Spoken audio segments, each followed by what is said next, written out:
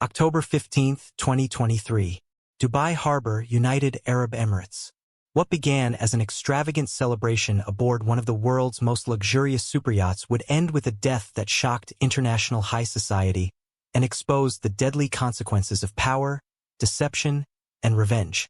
The glittering waters of the Persian Gulf, normally a playground for the ultra-wealthy, became the scene of a crime that would unravel an empire built on secrets. Amir Khalil adjusted his drone camera settings, capturing the perfect aerial shot of the Ethereal Horizon as it gleamed against Dubai's iconic skyline. The 7-year anniversary celebration of billionaire developer Rayan Kazim and his socialite wife Nadia was the social event of the season, with the 300-foot vessel's deck transformed into a floating palace of champagne fountains and ice sculptures. Through his monitor, Amir tracked the choreographed light show beginning to illuminate the yacht's exterior, his drone hovering at the optimal position to capture the spectacle for the lifestyle magazine that had commissioned him. "Beautiful shot," Amir murmured into his headset to his assistant on shore. "We'll get the fireworks sequence in 5 minutes." His drone's camera suddenly caught movement on the upper observation platform. 2 figures in what appeared to be an intense conversation. Amir zoomed in slightly, recognizing the distinctive silhouette of Rayan Kazim himself. The second figure was a woman in a midnight blue dress, not Kazim's wife, who Amir had photographed earlier in a striking red gown. "I'm getting some interesting footage up top. Might be worth." Amir's words died in his throat as he witnessed what happened next. The struggle lasted mere seconds. A push, a desperate grasp at the railing. Then the sickening image of a body plummeting toward the dark waters below, the splash momentarily illuminated by the yacht's decorative lighting. Amir's hands froze on his controls. "Did you see that?" he shouted into his headset. "Someone just fell from the observation deck. Call Harbor Patrol now." 11:47 p.m. The exact moment was recorded in the drone's metadata. The precise time when the body of a pregnant woman in evening attire entered the waters of Dubai Harbor, while champagne flowed and music pulsed just meters away. The initial splash was briefly mistaken by guests on the lower decks as part of the evening's entertainment, perhaps an elaborate diving performance. But the screams that followed when the body surfaced face down in the yacht's illuminated wake shattered that illusion instantly. Chaos erupted as guests rushed to the railings, staff scrambled for life preservers, and security personnel attempted to maintain order while radioing for emergency assistance. Harbor patrol boats stationed nearby for the high-profile event responded within minutes, searchlights cutting through the darkness as first responders pulled the woman's limp body from the water. Despite immediate resuscitation attempts on the patrol boat, she was pronounced dead at 12:13 a.m. The responders noted 2 critical details in their initial report. The victim was approximately 4 months pregnant, and the pattern of injuries suggested she had struck the yacht's lower deck before entering the water. As word spread among the guests, the contrast became stark and unsettling. Crystal chandeliers and fresh flowers surrounding shocked faces. Champagne glasses abandoned on marble tables. Diamonds and designer gowns alongside life vests and emergency flares. The elite of Dubai society, accustomed to controlling every aspect of their environment, found themselves unwilling witnesses to the ultimate loss of control, death intruding on their carefully curated celebration. Harbor Master Khalid Mansour would later describe the scene to investigators. "In my 20 years working Dubai's waterfront, I've never seen anything like it. 500 of the wealthiest people in the world, standing in stunned silence as we brought the body to shore. And watching from the top deck, barely moving, was Rayan Kazim himself, just staring down at us like a statue." The victim was quickly identified as Eliana Reyes, 31, a Filipino-American marine biologist employed by Kazim Industries for their sustainability initiatives. Her presence at the exclusive anniversary celebration and her pregnancy would become the first of many questions in an investigation that would expose the darkest secrets behind Dubai's gleaming facade of wealth and power. The man at the center of it all, Rayan Kazim, had built an empire that transformed Dubai's skyline. But on that October night, as police secured his yacht and medical examiners transported Eliana's body to the morgue, the foundation of that empire began to crumble, revealing that the most dangerous depths were never in the waters of the Persian Gulf, but in the heart of a man who had everything to lose. Long before his name became synonymous with luxury real estate and eventually murder, Rayan Kazim was simply the son of a fabric merchant in Dubai's Old Souk. Born in 1973 during the earliest days of the UAE's formation, Rayan's childhood coincided with the beginning of Dubai's transformation from fishing village to global metropolis. His origin story, carefully crafted by publicists in later years, described modest beginnings that instilled the discipline and vision that would fuel his eventual success. The truth, as documented in court records following his father's suicide, revealed a more complex reality. Rayan Kazim had indeed been a merchant, but one who had gambled everything on a land investment with a business partner who subsequently betrayed him when oil money began flooding into Dubai's development. The court records tell a stark tale. On January 17, 1981, 8-year-old Rayan and his mother were forcibly evicted from their home during an unusually violent thunderstorm, a rare meteorological event in Dubai that would become psychologically significant in Rayan's later pathology. Dr. Sophia Nasser, the forensic psychologist who would eventually evaluate Rayan following Eliana's death, identified this moment as the formative trauma that shaped his adult personality. What witnesses described was not just a child losing his home, but watching his father being utterly humiliated by a business partner he had trusted completely. 2 days later, when Rayan Kazim took his own life, young Rayan was the one who discovered the body. The combination of betrayal, helplessness, and devastating loss created a psychological foundation built on the determination to never be vulnerable again. From these traumatic beginnings, Rayan and his mother survived through the charity of distant relatives, living in a small apartment on the outskirts of the developing city. Former classmates would later recall a solitary, intense child who spoke little but observed everything. His academic performance was exceptional, particularly in mathematics and economics, earning him a scholarship to study business administration. But it was a small plot of land, the only asset his father had managed to keep in his children's names, that would become the cornerstone of Rayan's empire. By 1997, as Dubai's development boom accelerated under Sheikh Mohammed bin Rashid Al Maktoum's ambitious vision, Rayan leveraged that modest land holding into his first significant development, a mid-tier apartment complex that perfectly anticipated the needs of the growing expatriate workforce. Former business associates describe a young man possessed of almost uncanny market intuition and relentless work discipline. He wasn't just building structures, explained former colleague Ibrahim Al-Faisal in a 2020 business profile. He was creating systems where every variable could be controlled, every risk mitigated, every outcome predicted. It wasn't normal business acumen, it was pathological in its precision. Rayan's first marriage in 2000 to Layla Bashir, daughter of a prominent banking family, provided the capital infusion that transformed Kazim Properties from promising startup to serious market contender. Their partnership lasted exactly 7 years before Layla's tragic death in a boating accident, a loss that associates noted Rayan processed with disturbing emotional efficiency. Within months, he had negotiated his second strategic marriage to Amara Syed, whose family's construction business brought crucial supply chain advantages during a period of material shortages. Each of his marriages functioned like corporate mergers. Noted business journalist Maya Hariri, who covered Dubai's development boom extensively, the women brought specific assets, connections, capital, expertise that Rayan needed for the next phase of his expansion. Once those assets were fully integrated into his operation, the women themselves became redundant. By 2015, Kazim Industries had diversified beyond real estate into shipping, hospitality, and technology, with signature developments defining Dubai's futuristic skyline.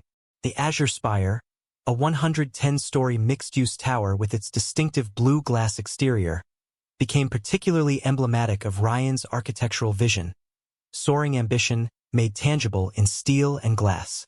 His public image was carefully cultivated. The visionary developer, the self-made success story, the corporate leader bringing Dubai into the future. Those who worked directly with him, however, experienced a different reality. Former executives described a controlling micromanager who demanded absolute loyalty while offering none in return. Business rivals who stood in his way encountered bureaucratic obstacles that mysteriously materialized, financing that unexplainably fell through, or regulatory challenges that specifically targeted their projects. The pattern was clear to industry insiders.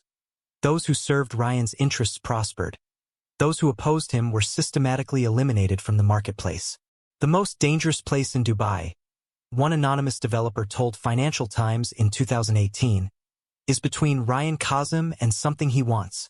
His personal staff turned over regularly, with non-disclosure agreements ensuring their silence about his private behavior. The few who did speak anonymously to journalists described a man of rigidly controlled routines whose emotional reactions were limited to two states: cold calculation or explosive rage when faced with circumstances beyond his control. Even in his closest relationships, Rayan maintained emotional compartmentalization that associates found unnerving.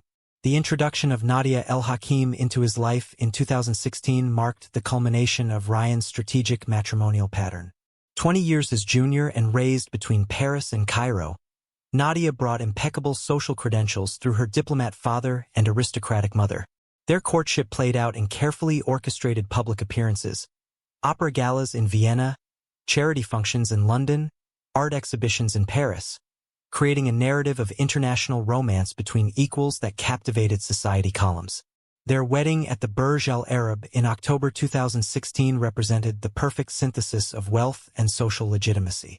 Over 700 guests, including ministers, royalty, and celebrities, witnessed the union that business publications called the completion of Kazim's corporate architecture.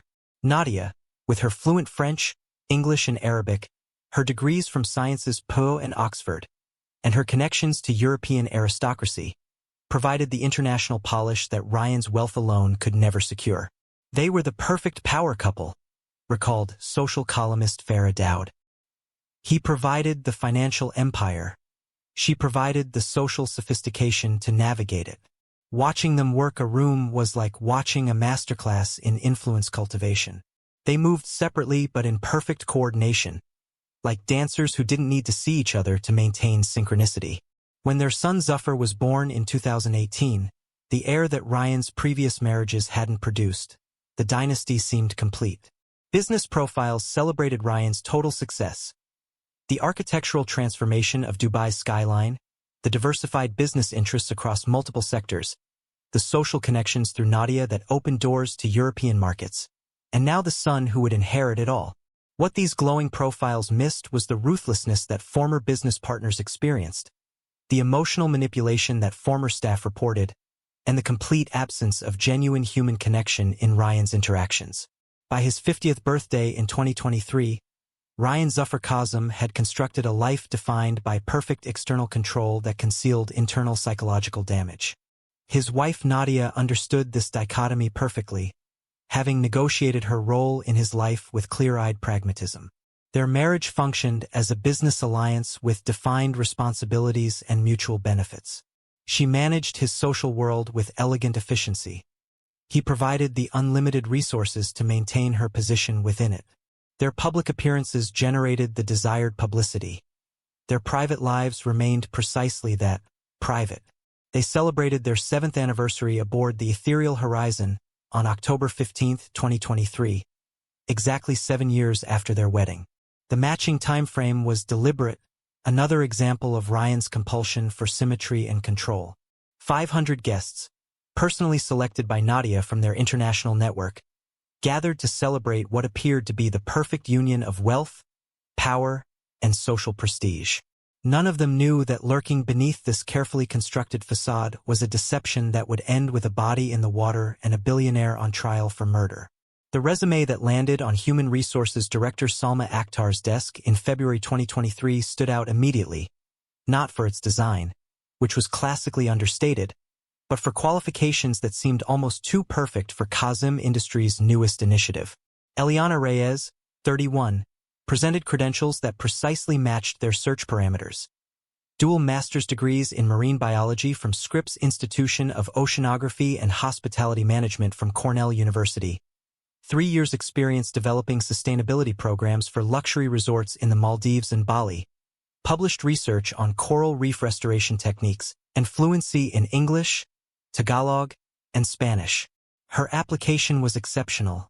Salma would later testify during the investigation. When candidates appear this perfectly matched to a position, we typically suspect embellishment. But Ms. Reyes' credentials verified completely. Her references were impeccable. She was exactly who she claimed to be, professionally speaking. What the meticulous background check failed to uncover was the motivation that brought Eliana from her previous position at a prestigious Hawaiian eco-resort to Dubai. The application materials mentioned her Filipino-American heritage but not her specific connection to Mindoro Province's coastal community of Puerto Galera, where Kazim Industries' shipping subsidiary had established a major logistics hub in 2020. No reference appeared to her brother Marco, a local fisherman who had died 18 months earlier after extended exposure to contaminated water. Water that independent testing had linked to toxic discharge from vessels operated by Kazim Maritime Services. The environmental disaster that devastated Puerto Galera remained largely unreported in international media. Local officials, benefiting from the economic stimulus the shipping facility provided, downplayed health concerns despite escalating illness rates among fishing communities. When Marco Reyes led fellow fishermen in documenting the contamination, company representatives offered settlements contingent on non-disclosure agreements. Marco's refusal to accept what he called silence money made him increasingly isolated as others in the community, desperate for financial relief, accepted the terms. His death in August 2021, officially attributed to pneumonia after months of declining health, became the catalyst for Eliana's carefully orchestrated infiltration plan. She had watched via video calls as her athletic brother wasted away, his lungs and liver damaged beyond repair by compounds linked to industrial cleaning agents used aboard Kazim's vessels. The medical report citing unknown environmental factors was followed by a modest compensation offer to the family, again with confidentiality requirements that Eliana persuaded her grieving parents not to sign. "I remember the exact moment she changed," recalled Dr. Jasmine Chen, Eliana's former research colleague at Scripps and one of the few people aware of her true purpose in Dubai. "We were on a conference call reviewing environmental impact assessments, and Eliana received a text that her brother had died. She excused herself for 5 minutes. When she returned, something fundamental had shifted. The passionate environmentalist became someone with a mission. She didn't cry, at least not then. Instead, she asked very precise questions about corporate environmental culpability and evidential standards. What followed was 11 months of methodical preparation. Eliana leveraged her academic connections to compile documentation of similar environmental violations by Kazim subsidiaries in 4 countries. She enhanced her technical credentials with specialized training in maritime environmental systems. She studied Kazim Industries' corporate structure, identifying key decision-makers and potential vulnerabilities. Most importantly, she positioned herself professionally for exactly the opportunity that materialized in January 2023, Kazim Industries' search for a sustainability director for their luxury yacht division. The hiring process progressed with the efficiency characteristic of all Kazim operations. After preliminary video interviews, Eliana was flown to Dubai for final assessment and arrived at Kazim Tower on February 10, 2023. The 75-story headquarters with its distinctive curved facade dominated the business district, a physical manifestation of Rayan Kazim's influence over the city. "I remember thinking she seemed almost too composed," said Faisal Rahman, VP of Marine Operations, who conducted the final interview. "Most candidates show some nervousness in the executive suite. Ms. Reyes was completely self-possessed, as if she belonged there already. Her technical knowledge was exceptional, particularly regarding emerging environmental compliance standards that would affect our operations in European waters. What impressed the interview panel most was Eliana's presentation on potential liability exposure from outdated waste management systems across their fleet. Her analysis identified specific areas where modest investments in upgrading environmental systems would yield significant protection against regulatory penalties and reputation damage. The financial modeling demonstrated ROI figures that appealed directly to the corporate mindset. She understood exactly how to present environmental initiatives in terms of risk management and brand protection, Rahman explained. She wasn't arguing for sustainability as a moral imperative but as a business necessity, speaking our language while advancing her agenda. It was masterfully done. The offer extended to Eliana on February 17 exceeded standard compensation packages, reflecting the specialized nature of her expertise. Her acceptance was contingent on one request: direct involvement in the final development phase of the Ethereal Horizon, Kazim's newest superyacht being marketed as their first fully sustainable luxury vessel. The request was granted without hesitation. When Eliana moved into her company-provided apartment in Dubai Marina on March 1st, her private journal entry, later recovered during the investigation, captured her conflicted emotional state. "I'm inside the operation that killed Marco. The company letterhead is now on my paycheck. Every morning I'll walk into the building with his photo in my wallet. The contradiction is almost unbearable, but proximity to evidence is worth the moral compromise. I need to remember I'm not working for them. I'm working against them from within. Marco deserves this level of commitment." 2 days later, Eliana Reyes reported for her first day at Kazim Industries, beginning the chain of events that would ultimately lead to her death in the waters of Dubai Harbor. The Ethereal Horizon represented Rayan Kazim's response to mounting criticism of the superyacht industry's environmental impact. As regulations tightened in European and North American waters, and as younger ultra-wealthy clients increasingly demanded sustainability credentials, Kazim commissioned what marketing materials described as the world's first truly eco-conscious luxury vessel. The 300-foot yacht incorporated solar arrays, advanced water purification systems, hybrid propulsion technology, and biodegradable materials throughout its interior design. The project had been Rayan's personal focus for 18 months, with his micromanagement extending to every technical specification and aesthetic detail. The yacht would serve dual purposes: as his private vessel for business entertainment and family use, and as a showpiece demonstrating Kazim Industries' commitment to responsible luxury in their developing charter fleet. The inaugural journey, scheduled for April 15, 2023, would host maritime industry executives, environmental regulators, and select media representatives for a 4-hour cruise demonstrating the vessel's capabilities. Eliana's first 6 weeks at Kazim Industries had been deliberately low-profile, focusing on detailed reviews of environmental systems across their existing fleet while gathering documentation of operational practices. Her access to corporate systems had been carefully expanded through strategic relationship building with IT personnel. Her technical competence quickly earned the respect of engineering teams, who appreciated her practical understanding of maritime systems rather than merely theoretical environmental principles. "She wasn't what we expected," admitted Chief Engineer Malik Suri in his witness statement. "Most sustainability consultants we'd worked with were academics with limited understanding of operational realities. Ms. Reyes could read technical schematics, identify implementation challenges, and suggest practical modifications. She understood how ships actually work." The inaugural cruise of Ethereal Horizon would become Eliana's first direct encounter with Rayan Kazim himself. Previous attempts to secure a meeting with the CEO had been deflected by his executive assistants, who maintained his carefully controlled calendar. The event gathered 60 influential guests aboard the yacht as it departed Dubai Harbor on a perfect spring afternoon, with Rayan personally guiding key figures through the vessel's innovative features. The critical moment occurred 90 minutes into the journey during a demonstration of the water reclamation system, a centerpiece of the yacht's environmental design. As Rayan explained the technology to the European Union's Maritime Environmental Commissioner, the monitoring display suddenly flashed multiple warning indicators. What had been designed as a showcase of cutting-edge sustainability threatened to become a public relations disaster as alarms indicated potential system failure.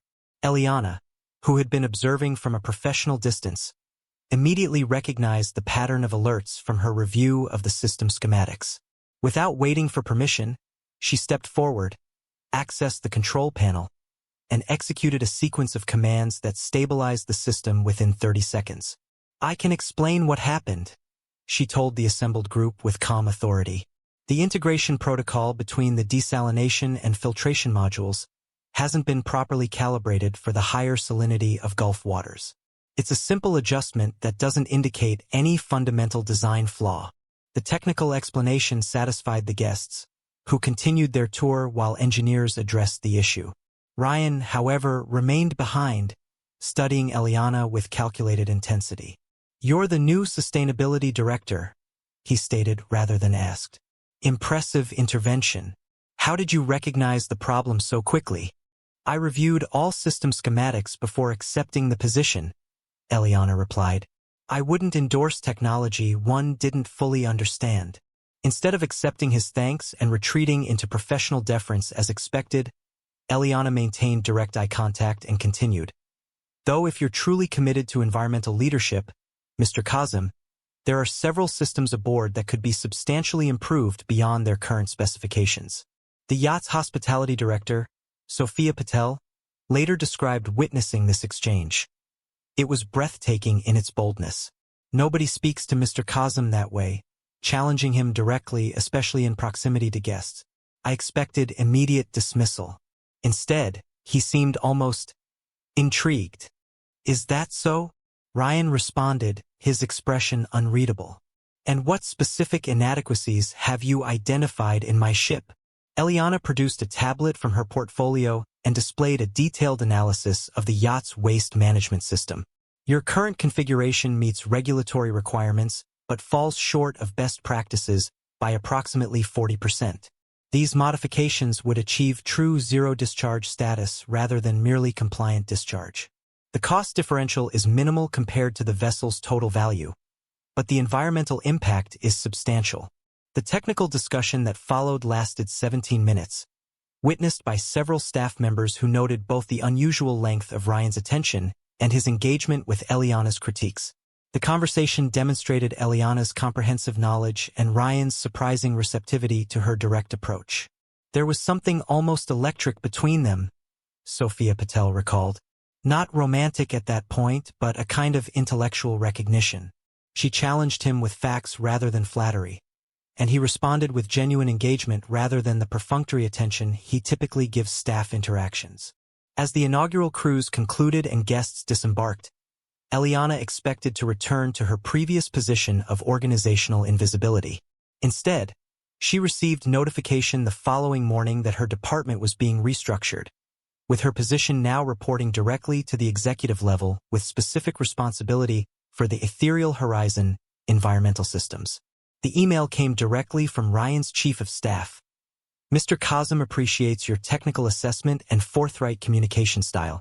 He believes your expertise will be most valuable in close coordination with the executive team. Please report to the 70th floor tomorrow at 9 a.m. to discuss your expanded responsibilities." For Eliana, this unexpected proximity to Kazim's inner circle represented both opportunity and danger for her investigation. The access would provide invaluable insights into corporate decision-making, but the visibility increased her risk of exposure. Her response to this development was documented in an encrypted file later recovered from her cloud storage. "Proximity is a double-edged sword. Being visible to Kazim himself puts me directly in the lion's den. Every interaction must advance two agendas simultaneously: professional competence that maintains my position and strategic intelligence gathering that serves justice. The man who destroyed Marco's community now wants me in his inner circle. The irony would be almost poetic if it weren't so dangerous." What Eliana couldn't have anticipated was how this professional reassignment would evolve into a complex emotional entanglement that would ultimately lead to her death at the hands of the man who now sought to keep her close. Not because he suspected her true purpose, but because he had encountered something unprecedented in his experience. Someone whose ambition wasn't driven by wealth or status, but by principled conviction he found both challenging and compelling. The Mediterranean coast of Turkey in late May was typically idyllic, calm azure waters, gentle breezes, and temperatures perfect for the luxury yacht industry's annual Innovation Symposium. Kazim Industries had secured the coveted keynote presentation slot where Rayan would unveil the Ethereal Horizon as the cornerstone of their new environmentally conscious fleet. The business trip represented standard corporate procedure, Rayan traveling with a minimal executive team including Eliana, whose technical expertise would support his presentation on sustainable maritime luxury. What no meteorological service predicted was the violent storm system that formed with unprecedented speed off the Turkish coast on May 24th. The first indication came during the morning session when conference organizers announced accelerated schedules due to deteriorating weather conditions. By noon, Small craft warnings had escalated to emergency evacuation orders as wind speeds approached hurricane force, a meteorological anomaly in the region that later climate scientists would cite as evidence of intensifying Mediterranean weather patterns. The situation devolved from routine to crisis in under 3 hours, recalled Hassan Sharif, Rayan's security chief who had remained in Bodrum while Rayan and 3 staff members, including Eliana, traveled by helicopter to visit a sustainable yacht manufacturing facility in the coastal village of Gachek. When the helicopter pilot refused to attempt a return flight due to wind conditions, we implemented emergency protocols to secure alternative accommodations. What we couldn't anticipate was the complete infrastructure failure that followed.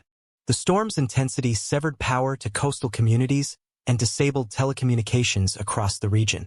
Major hotels in Bodrum implemented backup generators and satellite communications, but smaller villages like Gachek were completely isolated.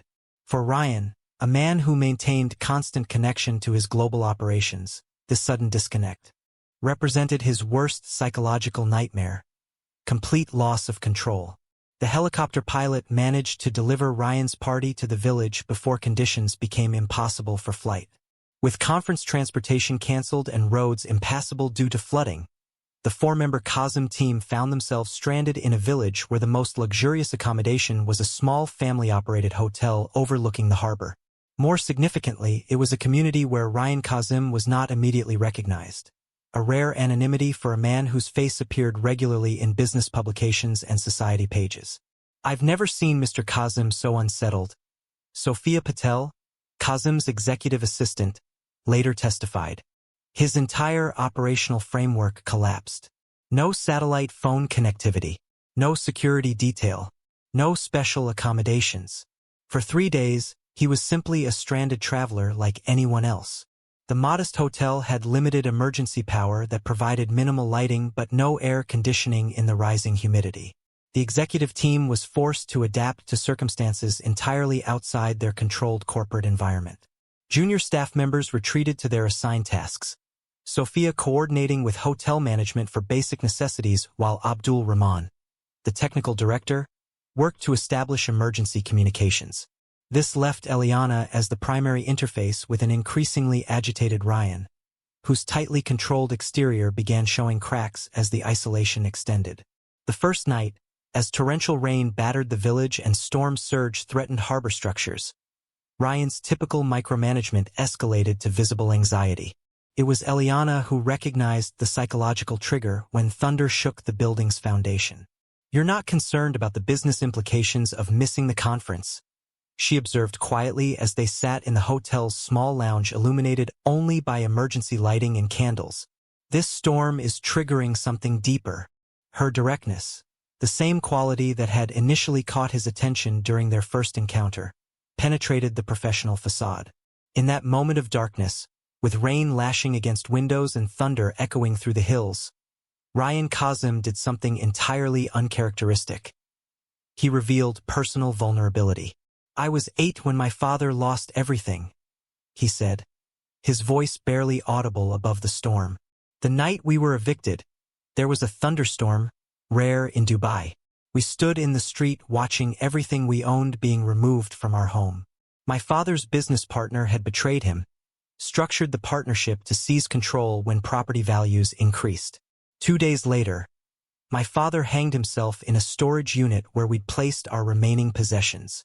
The account matched information Eliana had uncovered in her investigation, but the emotional dimension, absent from public records, provided context that humanized the ruthless business titan. In the candlelight, with corporate hierarchies temporarily suspended by natural forces, Rayan appeared simply as a man still haunted by childhood trauma. "Control isn't just a preference for me," he continued. "It's survival. When I can control variables, people, processes, environments, I prevent betrayal. I prevent destruction." This unexpected disclosure created an opening for connection that transcended their professional relationship. Eliana, maintaining her investigative discipline even in this intimate moment, shared selective truths about her own past. "I understand loss," she replied. "My brother died 18 months ago. He was a fisherman in the Philippines, exposed to toxic water from industrial contamination. The company responsible offered money in exchange for silence. My parents wanted to accept. They needed the money for medical bills, but Marco refused. He believed accountability was more important than compensation. What Eliana carefully omitted was Kazim Industries' connection to that contamination. A strategic withholding that allowed authentic emotional sharing while protecting her true purpose. For 3 hours as the storm raged, they exchanged personal histories that revealed genuine commonalities beneath their professional personas. Both had experienced formative losses. Both were driven by purpose rather than simple ambition. Both had constructed carefully controlled external identities to navigate their respective worlds. It was extraordinary, Sophia Patel later recounted to investigators. I returned from checking emergency provisions to find them deep in conversation, not as CEO and sustainability director, but as equals. I'd never witnessed Mr. Kazim engage with anyone like that, certainly not with an employee. The storm continued for 2 additional days, during which the power dynamics between Rayan and Eliana progressively dissolved.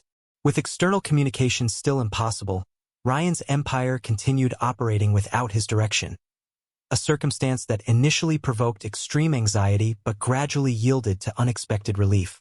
In this enforced disconnection from his constructed identity as corporate titan, aspects of his authentic self emerged that had been buried beneath decades of calculated control. On the 3rd evening, as the storm finally began to subside, their relationship crossed the boundary from professional to intimate. The hotel proprietor had offered his personal wine collection to the stranded guests, and in the gradually clearing weather, Rayan and Eliana found themselves on the small terrace overlooking the damaged but enduring village harbor. I've built a life where I control everything except what matters most, Rayan said, the admission made possible by environmental circumstances he could never have permitted in his normal existence. Fear of betrayal has made me the betrayer of authentic connection, of vulnerability, of anything that can't be quantified in contracts. When Eliana touched his hand in response, the contact represented a conscious choice by both parties, one that would alter the trajectory of their lives and ultimately lead to tragedy. Their first kiss carried the intensity of boundaries deliberately transgressed, of professional roles temporarily abandoned, of authentic human connection breaking through carefully constructed facades. What followed was inevitable in its emotional logic but catastrophic in its practical implications. The intimacy they shared that night in a modest hotel room above a storm-damaged Turkish harbor contained an honesty neither had experienced in previous relationships. For Eliana, the ethical complexity was immediate and overwhelming. Physical connection with the man whose company she was investigating represented a moral compromise she had never anticipated. For Rayan, the experience was transformative in its unfamiliarity. Intimacy not negotiated or transacted but freely exchanged. I don't know who I am with you, he whispered in the darkness afterward. I don't recognize this version of myself. Perhaps it's the most authentic version, Eliana replied, the statement sincere despite the deception at the core of her presence in his life. When communications were restored the following day and emergency transportation evacuated them from the village, both understood that something irrevocable had occurred, a connection that couldn't be contained within the corporate structure they would soon re-enter. The helicopter that returned them to Bodrum carried passengers fundamentally changed from those who had departed 3 days earlier. Their transformed relationship invisible but profound. Neither could have predicted that this transformation, born in a storm's chaos, would eventually culminate in another kind of chaos altogether, with Eliana's body falling through darkness into the waters of Dubai Harbor. The relationship that developed between Rayan Kazim and Eliana Reyes over the following 11 months existed in carefully managed parallel to their public lives. A compartmentalized affair conducted with the same strategic precision that characterized Rayan's business operations. From June 2023 through April 2024, their connection deepened while maintaining the external appearances their respective positions required. In public, Rayan continued his calculated partnership with Nadia, their appearances together at economic forums, cultural galas, and diplomatic receptions maintaining the perfect image of power couple orchestrating both business and social influence. Photographs from this period show them at the World Economic Forum in July, opening the Dubai Contemporary Art Festival in September, and hosting a diplomatic reception at their Palm Jumeirah estate in December, Nadia resplendent in designer gowns, Rayan the picture of controlled business authority. Their public dynamic never changed, observed society columnist Farah Dowd. They operated with the same coordinated precision they'd always displayed. If anything, they seemed even more effective as a social unit during this period, with Nadia securing unprecedented connections with European financial institutions while Rayan expanded into emerging markets. There wasn't the slightest public indication that anything had changed in their arrangement. Professionally, Eliana's position evolved from sustainability director to special environmental advisor. Her office relocated to the executive floor with direct reporting access to Rayan. Her responsibilities expanded to include comprehensive environmental impact assessments across all Kazim divisions, a portfolio that provided legitimate reasons for extensive document access, travel with the executive team, and private consultations with the CEO. The promotion made perfect professional sense, confirmed Hassan Sharif, Kazim's head of security. Ms. Reyes had demonstrated exceptional technical competence and strategic thinking. Moving her to the executive level improved operational efficiency. There was nothing in the professional restructuring that triggered security concerns. What remained hidden was the personal dimension that developed in carefully selected locations: private suites in Kazim-owned properties, secluded villas in locations where Rayan wasn't immediately recognizable, and most frequently, extended voyages aboard the Ethereal Horizon with minimal crew. The yacht that had been designed as a public showcase of sustainable luxury became the primary setting for their relationship, with Rayan scheduling regular technical assessment cruises that provided uninterrupted privacy. During these months, their connection evolved beyond physical attraction into intellectual and emotional territory entirely unfamiliar to Rayan. Unlike his calculated relationships with Nadia and previous wives, his involvement with Eliana exposed him to perspectives that challenged his fundamental worldview. Their conversations during long nights at sea or in private residences increasingly centered on philosophical questions about corporate responsibility, ethical wealth, and environmental stewardship. Meanwhile, Eliana maintained her dual agenda with disciplined compartmentalization that became increasingly difficult to sustain. Her professional access allowed her to systematically gather documentation of environmental violations by Kazim subsidiaries, records showing patterns of regulatory evasion, falsified environmental impact statements, and corporate structures designed to insulate the parent company from liability. Her encrypted communications with environmental advocacy partners, recovered after her death, reveal the psychological strain of her position. The evidence grows more damning each week, but so does the complexity of my situation. I'm gathering proof that could destroy his empire while simultaneously connected to him in ways I never anticipated. The man responsible for environmental devastation is the same man who spends hours discussing how to implement genuinely sustainable practices across his operations. The contradictions are becoming unbearable. The household staff at Rayan's private Dubai residence, where Eliana occasionally stayed when Nadia traveled internationally, observed dynamics that differed markedly from his interaction with his wife. House manager Priya Sharma described the contrast in her witness statement. With Mrs. Kazim, Mr. Rayan maintained formal coordination, professional respect rather than personal connection. Their conversations focused on schedules, appearances, and their son's activities. With Ms. Reyes, he was almost a different person. They would spend evenings in deep conversation, sometimes arguing passionately about business practices or environmental policies. I once overheard him say to her, "You're the only person who tells me I'm wrong." The remarkable thing was that he seemed to value this about her. The psychological impact on Eliana became increasingly evident in her private journal entries. The woman who had arrived in Dubai with clear moral purpose and righteous anger about her brother's death found herself navigating ethical terrain far more complex than she had anticipated. Her investigation had uncovered evidence suggesting that much of the environmental damage attributed to Kazim Industries stemmed from operational decisions made by subsidiary management, potentially without Rayan's direct knowledge or approval. The corporate structure he had built with obsessive attention to control paradoxically insulated him from operational details that contradicted his stated environmental policies. "I came to Dubai certain of his culpability," she wrote in January 2024. "Now I'm haunted by the possibility that the man I'm investigating might be guilty of negligence rather than malice, of creating systems so focused on financial performance that environmental corners are cut without his explicit direction. The irony is excruciating. His pathological need for control has created exactly the lack of control that allowed Marco's death. He might be simultaneously guilty and unaware of his guilt. By March 2024, Eliana had compiled comprehensive documentation of environmental violations by Kazim subsidiaries across 3 continents, evidence sufficient for regulatory action in multiple jurisdictions. Yet she delayed transmission to her environmental advocacy partners, struggling with the implications for the man with whom she had developed genuine connection. The moral clarity that had driven her mission eroded as human complexity replaced corporate abstraction. The ultimate complication manifested in early April when Eliana's routine medical monitoring detected hormonal changes that medical tests confirmed. Despite consistent contraceptive use, she was approximately 6 weeks pregnant. The pregnancy itself was unexpected.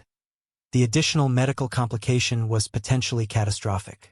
Eliana had managed a congenital heart condition since childhood, a condition that placed her in a high-risk pregnancy category requiring specialized medical supervision. The revelation created an impossible intersection of personal, professional, and medical considerations. As sustainability director investigating corporate malfeasance, pregnancy compromised her mission. As a woman with a serious cardiac condition, pregnancy threatened her health. As someone emotionally involved with the subject of her investigation, pregnancy created connections that couldn't be ethically reconciled. For 2 weeks, Eliana kept this development to herself, evaluating medical options and ethical implications without sharing the information with Rayan. Her journal entry from April 18th reveals her psychological state. "I'm carrying the child of a man I came to destroy. Every heartbeat inside me represents an impossible contradiction. Life emerging from a mission rooted in death. My brother died because of systems this child's father created, yet the child itself is innocent of this history. Medical termination would be the logical choice given my cardiac condition, but logic fails against the reality growing within me. I need to tell him both about the pregnancy and about why I really came to Dubai. The truth may destroy everything, but lies have become unsustainable." When Eliana finally shared news of her pregnancy with Rayan during a private dinner aboard the Ethereal Horizon on April 21st, his response shattered her carefully maintained compartmentalization. Rather than the calculated risk assessment she had expected, weighing the pregnancy against his marriage, reputation, and corporate interests, he showed immediate and genuine concern for her health above all considerations. "The cardiology specialists at London's Royal Hospital," he said, already accessing contacts on his phone, "will arrange private consultations immediately. Your medical care is the only priority right now. Everything else, my marriage, the company implications, even what we tell people, all of that is secondary to ensuring you receive the best possible treatment."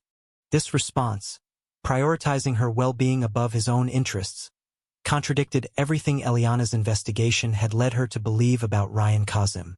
It revealed capacity for selfless concern that undermined the narrative of pathological self-interest that had driven her mission.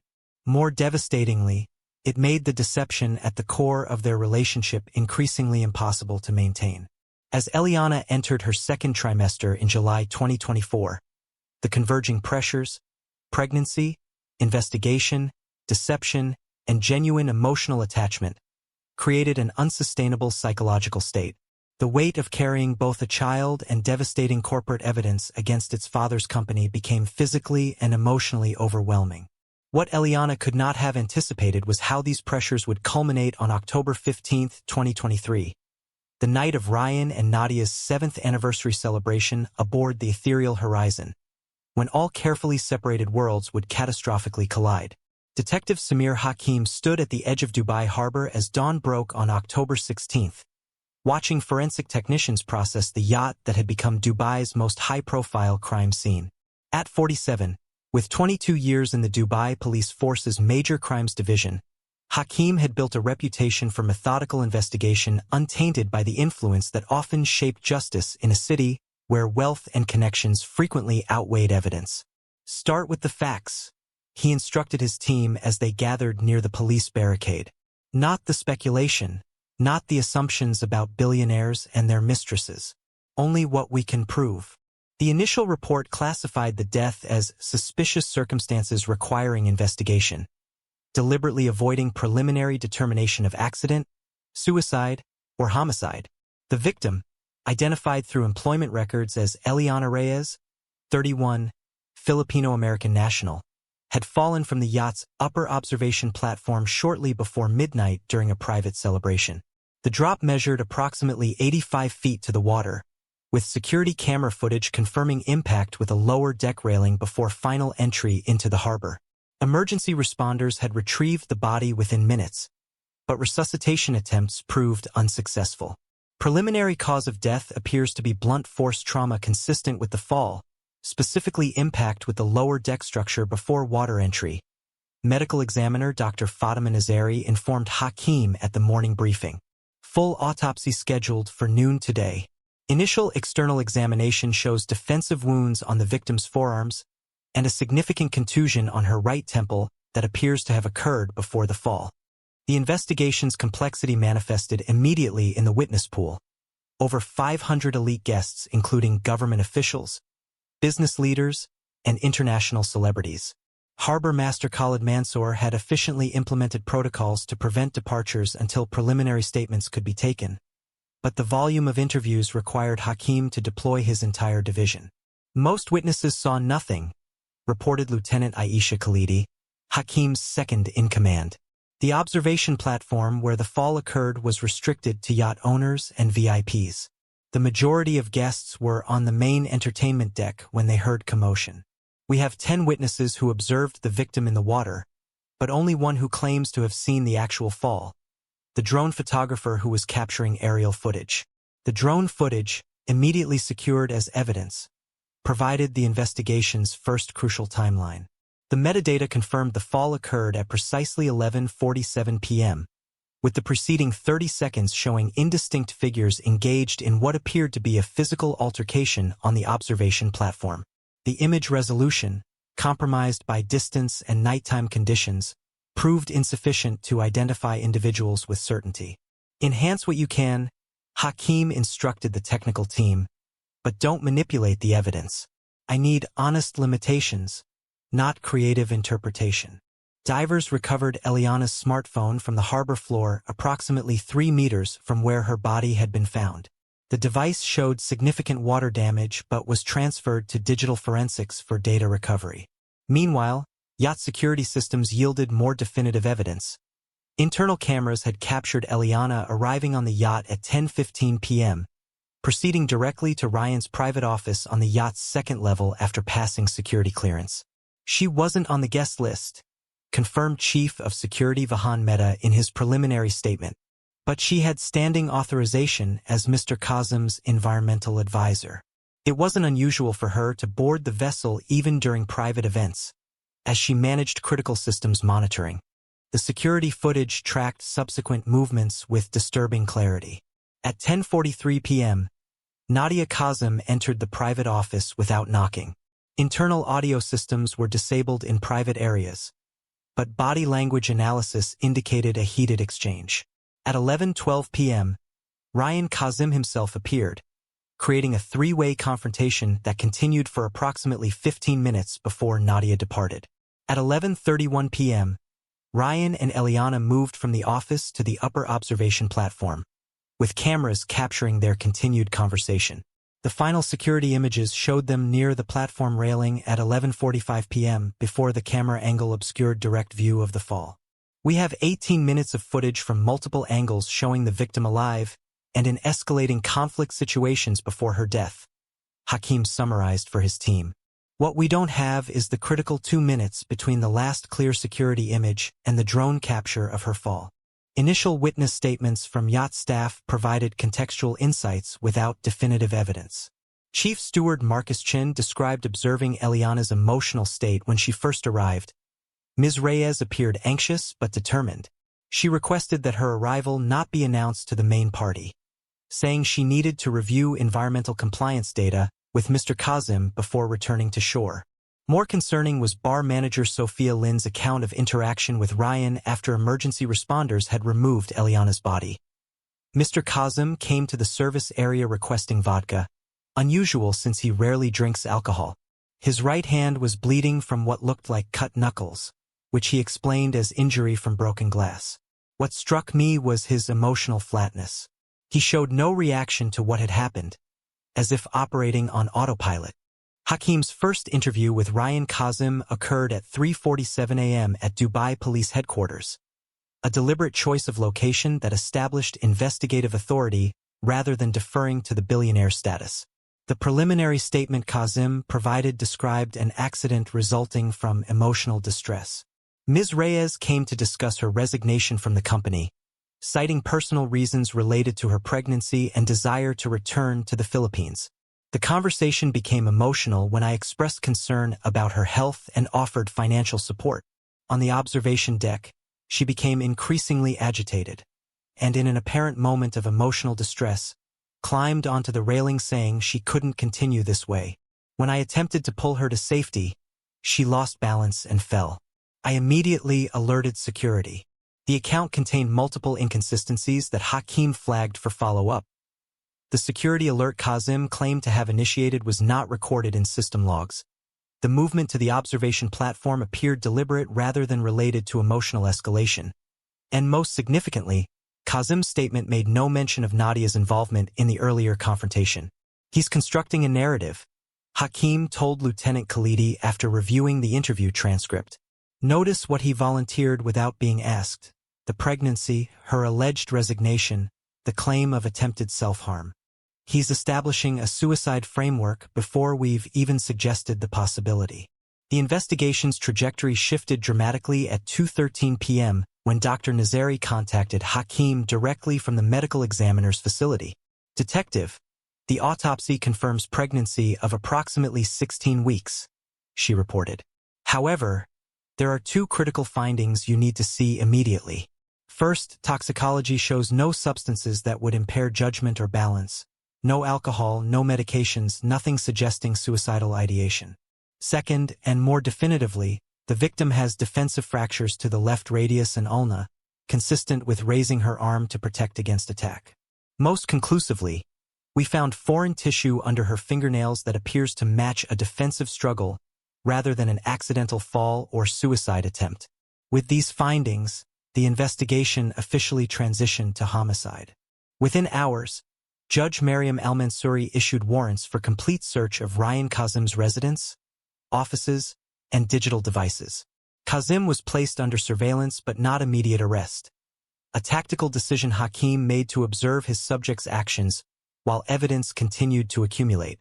He believes his version will hold, Hakim explained to his investigative team. Let's use that confidence to our advantage while we build the case methodically.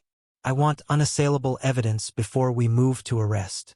The critical breakthrough came not from police work but from technology Eliana herself had implemented.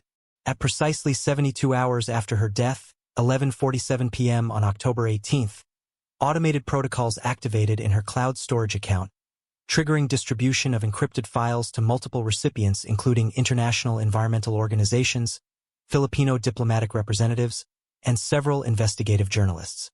The comprehensive data package also delivered itself directly to Dubai Police Headquarters with subject line, "Evidence in the event of my death, Eliana Reyes." She knew she might not survive this. Detective Hakim observed as his technical team began processing the massive data archive Eliana's automated system had delivered.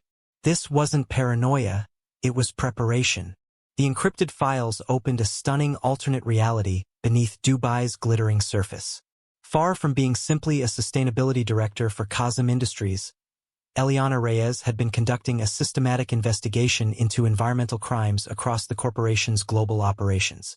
Her documentation included internal memos, shipping manifests, chemical analysis reports, and financial transfers connecting Kazim subsidiaries to toxic dumping incidents in 4 countries, including the Philippines.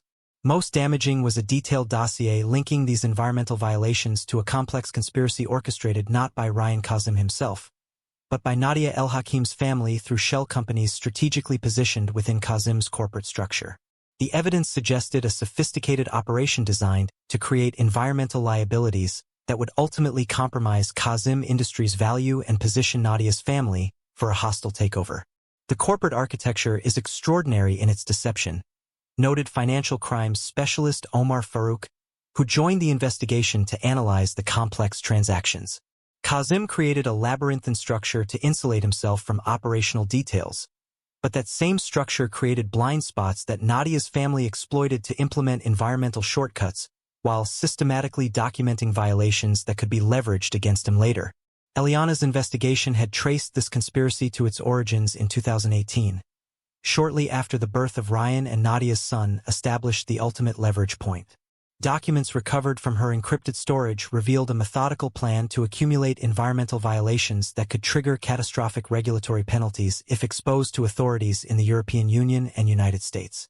The scheme had already created a shadow liability estimated at $4.7 billion, enough to force Kazim to relinquish control to friendly investors waiting in the wings, who were in fact controlled by Nadia's family.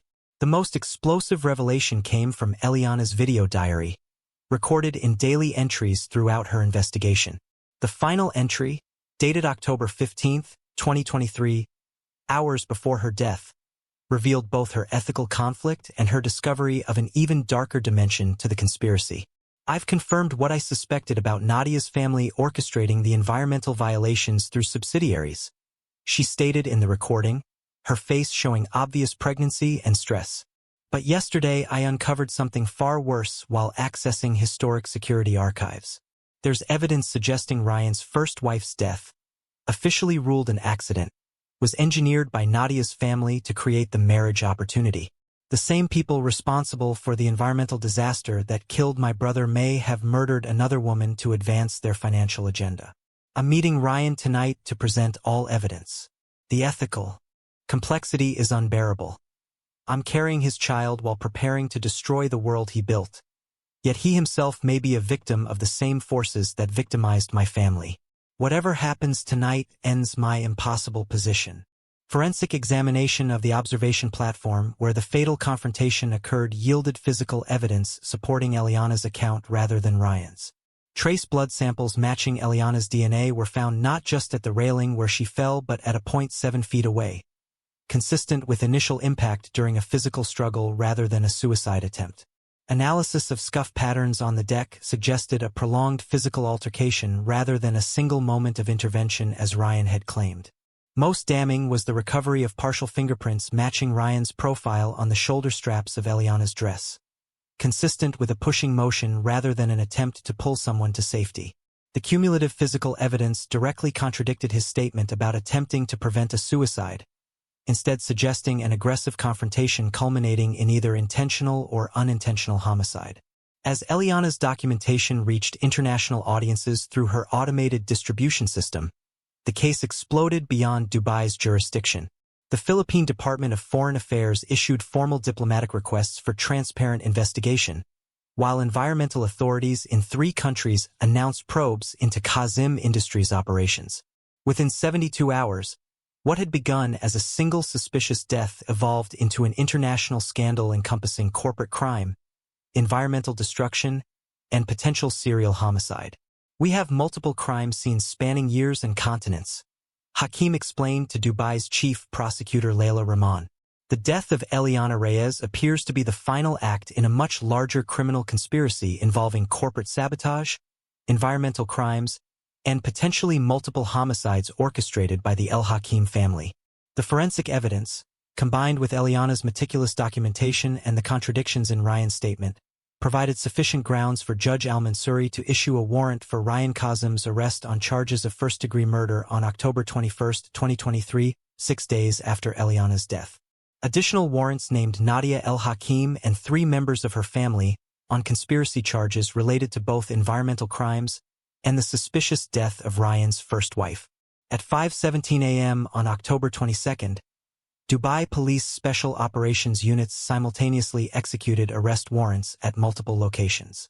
While Nadia and her family members were taken into custody without incident, the primary target wasn't found at any of his known residences. Rayan Kazim, the billionaire who had built an empire on control, had done something entirely uncharacteristic. He had disappeared. The investigation that began with a body in Dubai harbor now expanded into an international manhunt for one of the world's wealthiest and most recognizable individuals. What investigators couldn't know was that Rayan hadn't fled to escape justice, but to access evidence that would reveal the full extent of the betrayal that had destroyed not just Eliana's life, but his own carefully constructed reality. October 15, 2023, 8 p.m. The Ethereal Horizon glowed against Dubai's skyline, transformed from luxury vessel to floating palace for the 7th anniversary celebration of Rayan and Rayan Kazim. 500 meticulously selected guests had received hand-calligraphed invitations 2 months earlier. Government ministers, royal family members, international business leaders, and strategic connections from Nadia's extensive social network. Event planning company Celestial Occasions had implemented a celestial symphony theme with astronomical precision.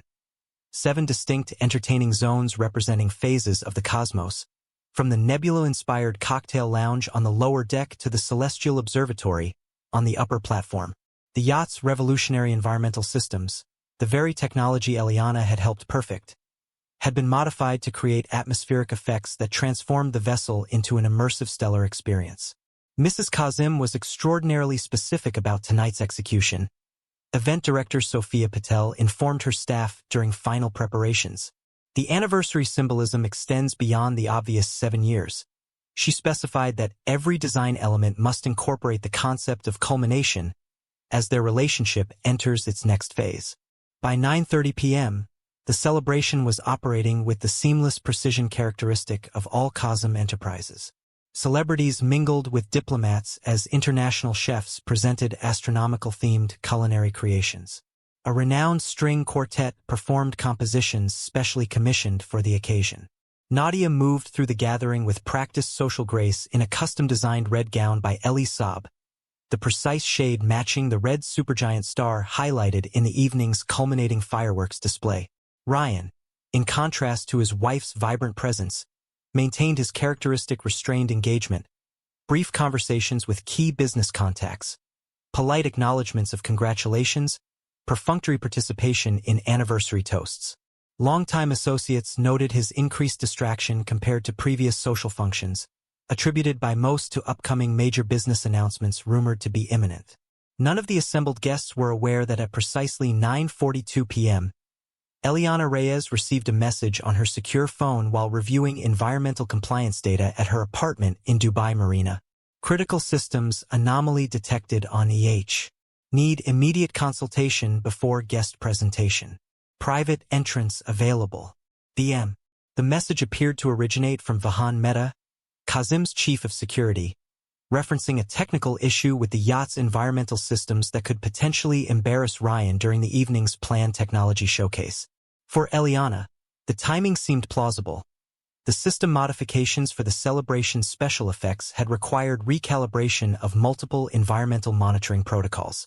Security camera footage later recovered from Dubai Marina showed Eliana leaving her apartment at 9:57 p.m., dressed not in technical work attire but in a midnight blue evening dress. Appropriate for the high-profile event yet practical enough for technical intervention if required. The dress choice would later be cited by prosecutors as evidence that she anticipated joining the celebration after resolving any technical issues. At 10:15 p.m., Marina security logged Eliana's arrival at the private dock reserved for Kazim employees. The yacht's entry log confirmed her passing security clearance using her executive-level access credentials at 10:17 p.m. Following standard protocol for technical personnel arriving during events, security directed her to Rayan's private office on the yacht's second level rather than through the main guest entrance. What Eliana couldn't know was that the message hadn't come from Vahan Mehta at all. As established by digital forensics investigation, the communication had been sent through a cloned security account created within Kazim Industries' internal system. A sophisticated technical deception requiring administrative access available to only 3 people. Rayan himself, Chief Technology Officer Amir Nasser, and Rayan Kazim, who maintained override privileges to all company systems as co-owner and board member. The security camera in Rayan's private office captured Eliana's arrival at 10:19 p.m. Rather than finding Vahan or technical staff waiting, she encountered the security chief himself examining documents on Rayan's desk. documents she immediately recognized as her own confidential research files. "Ms. Reyes," Meta said without looking up from the papers. "Your timing is excellent. I've been reviewing some interesting materials from your secure cloud storage. Specifically, documentation regarding Puerto Galera's contamination incident and its connection to Kazim Maritime Services. The footage shows Eliana's posture shifting instantly from professional confidence to defensive awareness. How did you access my private files? Corporate security protocols include comprehensive monitoring of all executive-level communications," Meta replied, activating a display screen showing surveillance logs of Eliana's digital activities spanning months. "Your encryption was impressive but ultimately insufficient against systems designed to protect Mr. Kazim from precisely this type of corporate infiltration." The security footage, though lacking audio, clearly shows Eliana's calculated response. Not denial or panic, but strategic assessment of her position. Her hand moved toward her purse where investigators later confirmed she kept her phone containing backup evidence. The confrontation's trajectory changed dramatically at 10:43 p.m. when Nadia Kazim entered without knocking. The footage shows her momentary surprise at finding Eliana present, quickly replaced by composed determination. "Ms. Reyes," Nadia said, her voice captured by ambient recording systems in the entryway. "How convenient. You've saved us the trouble of summoning you." What followed was a methodical dismantling of Eliana's cover by someone who had clearly been investigating her for months. Nadia produced documentation of Eliana's connection to environmental activism groups, her brother's death in the Philippines, and her systematic accessing of restricted corporate information. "Did you really believe we wouldn't notice?" Nadia's tone conveyed not anger but something closer to professional admiration. An environmental scientist with perfect qualifications appearing precisely when we needed one? Access patterns focusing specifically on subsidiary operations rather than flagship initiatives. The calculated effort to position yourself close to Rayan. The confrontation escalated when Nadia revealed knowledge of Eliana's pregnancy.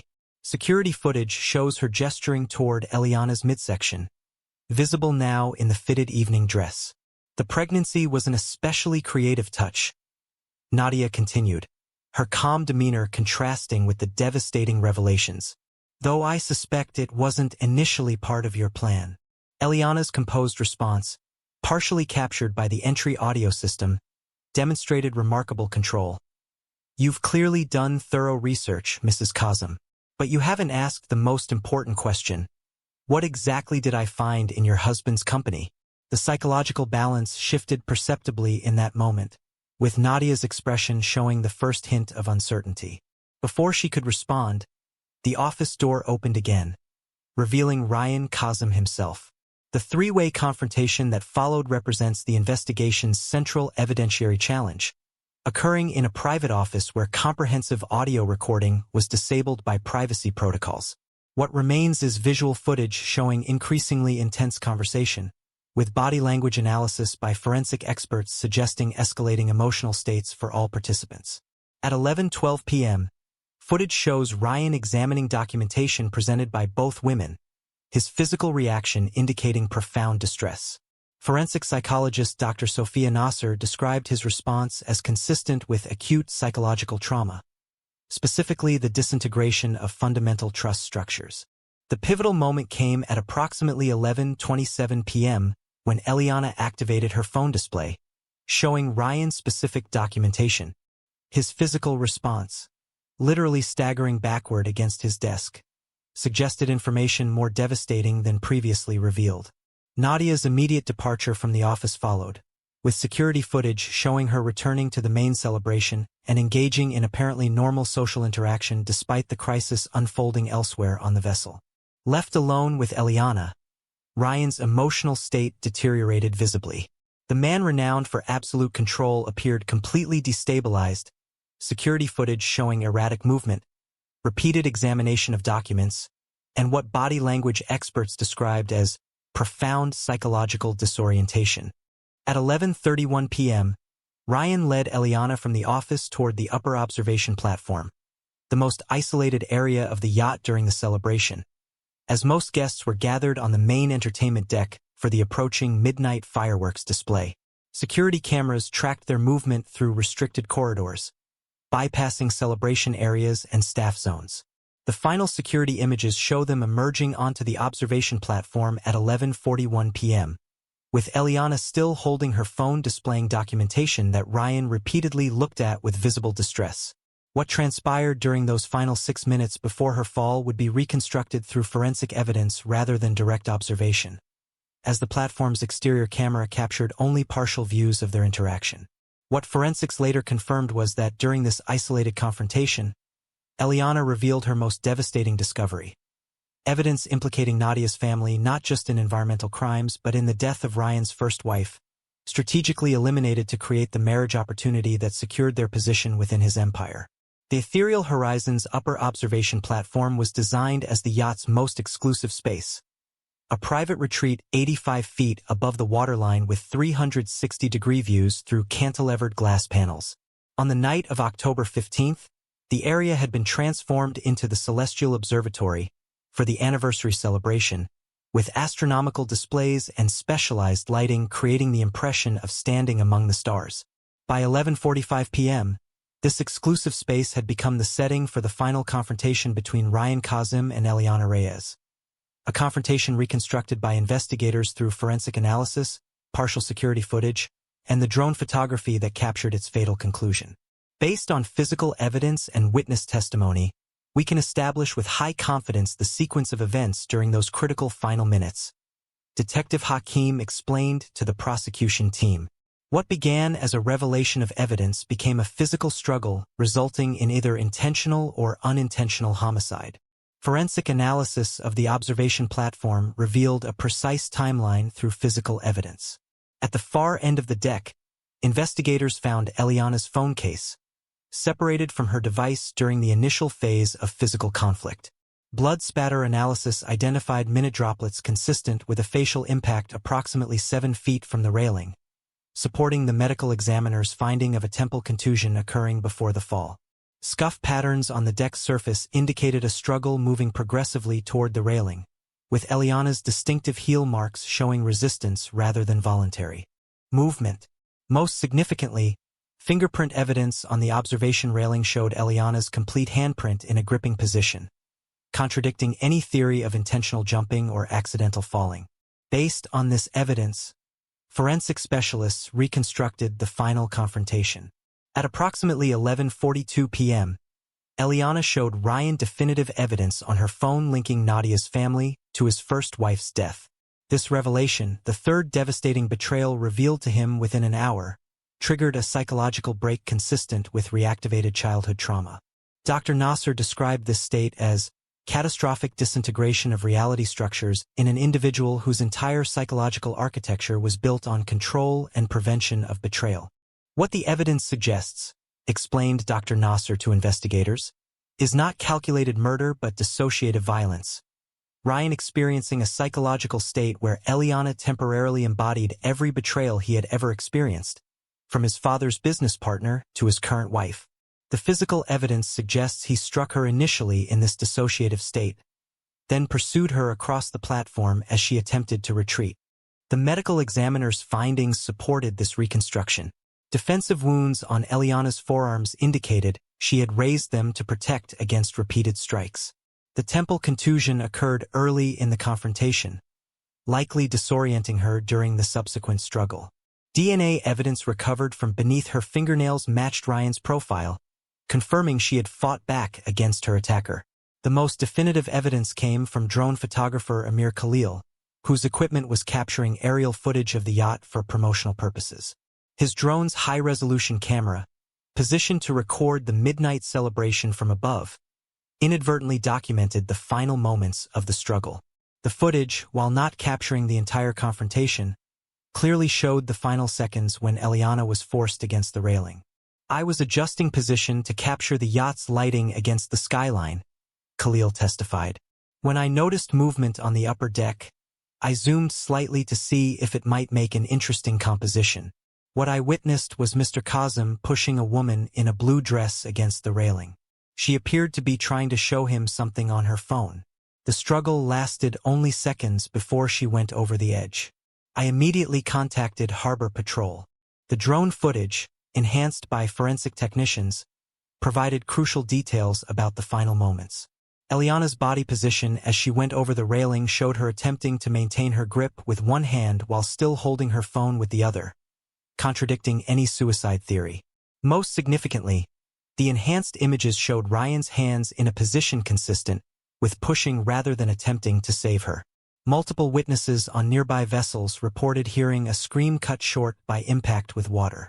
Harbor Patrol responders who retrieved Eliana's body confirmed the presence of her phone still clutched in her right hand, the device that contained evidence that would ultimately expose the full conspiracy. The comprehensive reconstruction presented at Rayan's arraignment detailed how Eliana struck a lower deck railing during her fall, causing the fatal traumatic injuries identified by the medical examiner.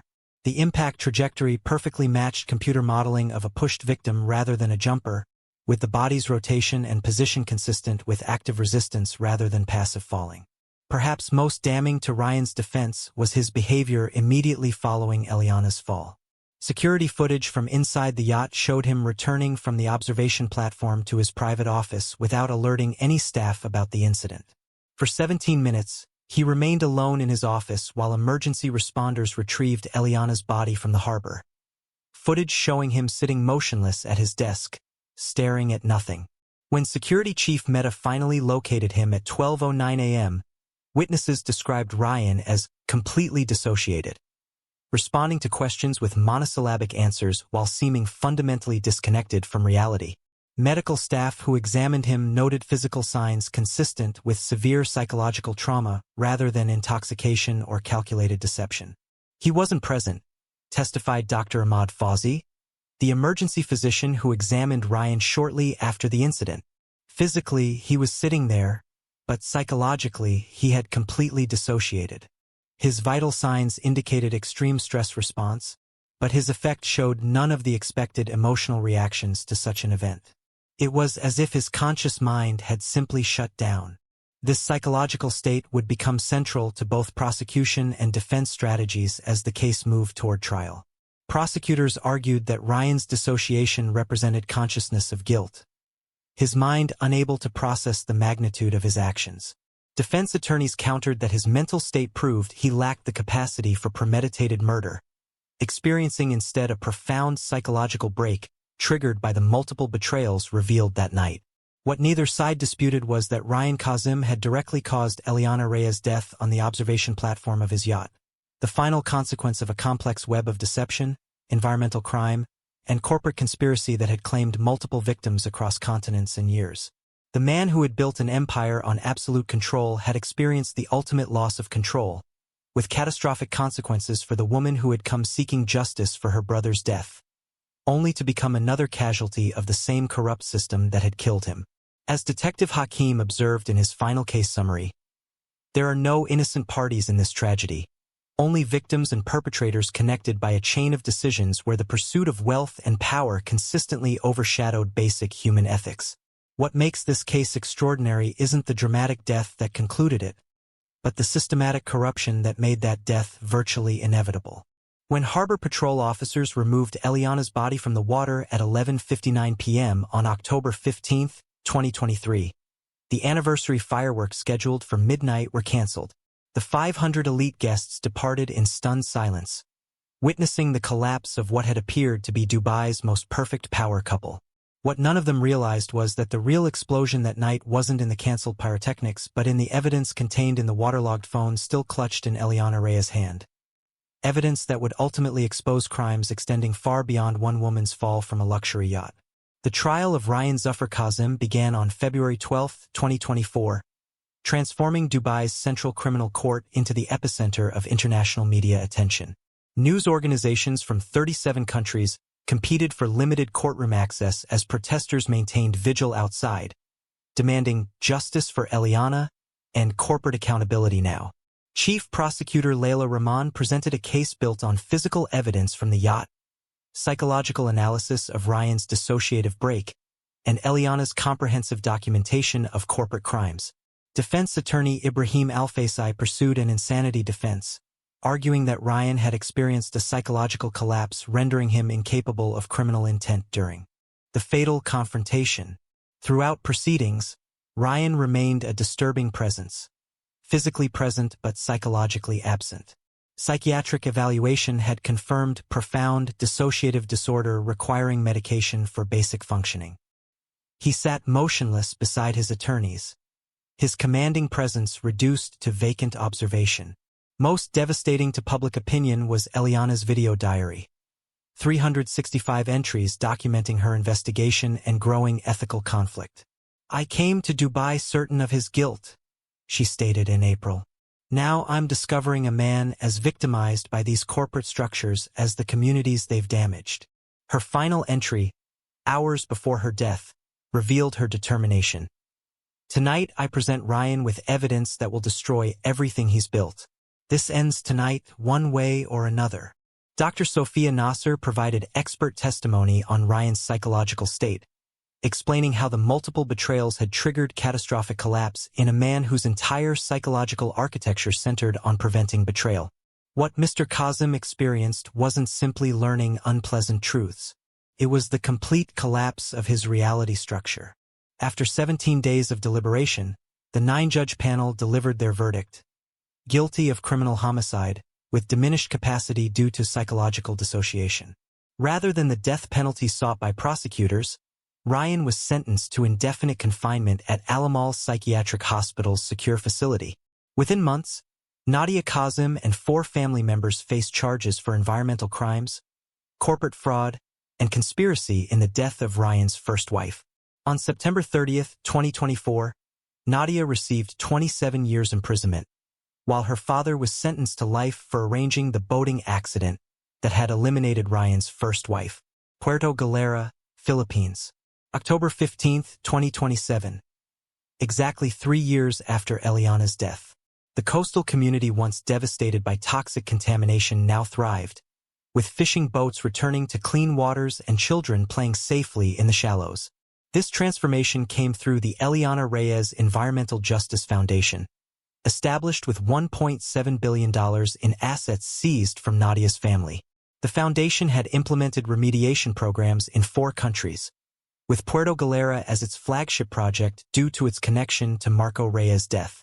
On this anniversary morning, the foundation celebrated both the completed remediation and the 3rd birthday of Sofia Reyes, Eliana's daughter delivered by emergency cesarean as her mother died. The child, showing her mother's distinctive features, blew out candles while community members sang. Her guardian, Isabella Reyes, had left her legal practice to raise her niece and continue her sister's mission. Under her leadership, the foundation had expanded into legislative reform and corporate accountability across Southeast Asia. "Sophia asks about her mother daily now," Isabella shared, watching her niece play with local children. "I tell her that her mother was incredibly brave, that she cared about protecting nature and helping communities."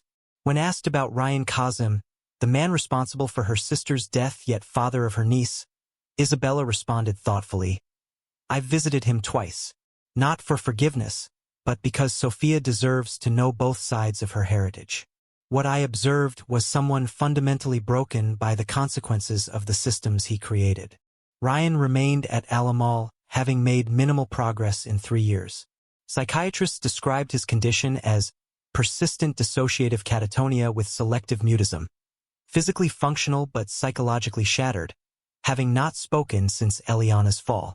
As sunset approached, Isabella took Sophia to a memorial garden overlooking the harbor where Marco's boat once docked. Together they placed flowers beneath a stone marker commemorating both Eliana and Marco Reyes. "Your mother and uncle helped make these waters clean again," Isabella explained. Sophia, with a child's innocent wisdom, responded, "The water looks happy now." 3 years after a body fell from a luxury yacht, the ripples of that tragedy had transformed into waves of change affecting communities across continents. What had begun as one woman's quest for justice had evolved into a movement reshaping the relationship between corporate power and environmental responsibility. The truth Eliana pursued had arrived too late to save her, but just in time to save what she valued most: the natural systems that sustain vulnerable communities and the principle that those who damage them must be held accountable, regardless of wealth or power.